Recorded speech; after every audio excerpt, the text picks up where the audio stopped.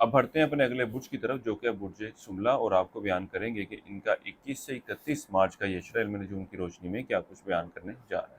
وہ افراد جن کی تاریخ پیدائش 24 اگست سے 22 ستمبر کے دنوں میں آتی ہے، ان کا برج سملہ یعنی ورگو بنتا ہے۔ اس کے علاوہ وہ افراد جن کو اپنی درست تاریخ پیدائش معلوم نہیں ہے مگر ان کا نام جو ہے پے غائن ان دونوں میں سے کسی ایک حروف سے شروع ہو رہا ہے تو ان کا بھی برج سملہ بنے گا۔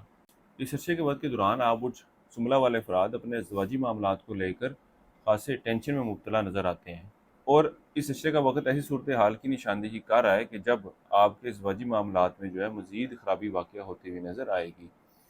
اس کے علاوہ اس عشرے کا یہ وقت اندرون سفر کے لیے بھی جانے کو ظاہر کر رہا ہے۔ چھوٹے بہن بھائیوں اور رشتہ داروں سے میل ملاقات بھی کرتے ہوئے نظر آئیں گے۔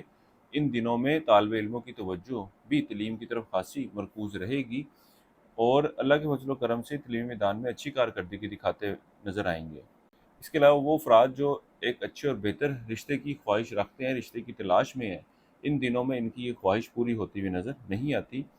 اس عشرے کا یہ وقت آپ کے یار دوستوں، بڑے بہن بھائیوں سے وابستہ کاموں کے حل کی نشاندہی کرے گا۔ اسی طرح وہ افراد جو مکان یا سواری کی خریداری کی خواہش رکھتے ہیں، خریدنا چاہتے ہیں، ان دنوں میں یہ ان کی خواہش پوری ہوتی ہوئی نظر آ رہی ہے۔ ان دنوں میں آپ اپنی خواہشات کو حقیقی شکل دینے کے حوالے سے بھی ہر ممکن کوشش کرتے ہوئے نظر آ رہے ہیں۔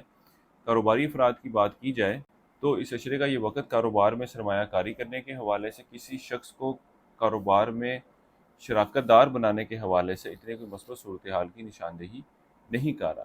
اس کے علاوہ آپ لوگوں کو چاہیے کہ کاروباری معاملات کو اپنے ذہن پر، اپنے دماغ پر سوار نہ کریں، اور کاروبار کے حوالے سے جو بھی فیصلہ لیں، جو بھی فیصلے کریں، وہ سوچ سمجھ کے کریں اور اپنے ذات پر اعتماد رکھتے ہوئے وہ فیصلے کریں۔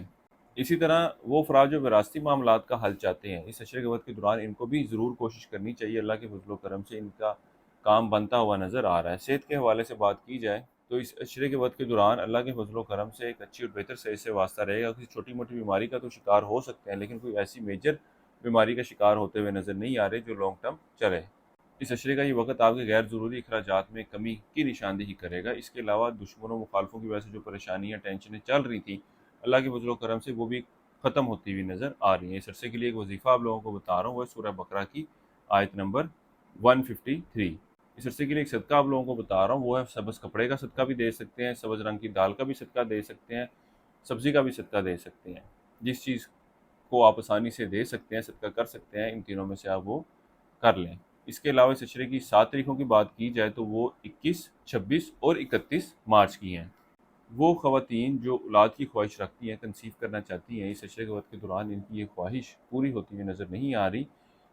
وہ برج سملہ والے افراد جو روزگار کی تلاش میں ہیں، نوکری کے حصول کے لیے کوششیں کر رہے ہیں، اس عشرے کے وقت کے دوران آپ کو ان معاملات کے حوالے سے بھی مثبت جواب ملتا ہوا نظر آئے گا۔ برج سملہ والوں کے لیے اب تک اتنا ہی۔ اللہ حافظ۔